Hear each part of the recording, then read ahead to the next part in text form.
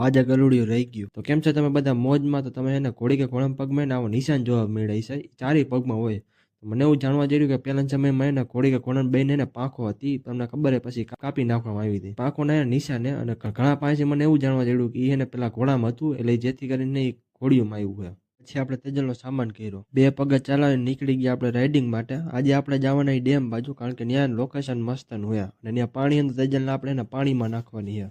જલ્દી આ વિડીયોને લાઈક કરી દેજો, ફોલો કરી દેજો. ફટાફટ આપણે 4K પૂરા કરવાના છે. રસ્તામાં આપણે સામાન ટાઈટ કર્યો. તેજલ મોટી લેવલ ફૂલ સ્પીડમાં હાલતી એટલે ડેમે આપણે થોડીક વારમાં પહોંચી ગયા.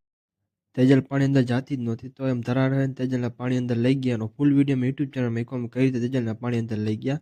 અને પછી થોડીક વાર આપણે તેજલને પાણીમાં ઊભી રાખી, જેથી કરીને એને ઠંડુ પાણી હતું એટલે પગે દુખાવો હોય ને તે મટી જાય અને થોડીક રાહત જડે. નીકળી ગયા આપણે વાડી બાજુ. વાડિયા પગ્યો તો તેજલ આવી તેમ ગળડિયા રમવા માંડ્યા અને જ્યારે તેજલ વાંહે પગ લીધું તે ગળડિયાને પગ હેઠ આવી ગયો, પણ તેજલે પગ ન લીધો. આને કહેવાય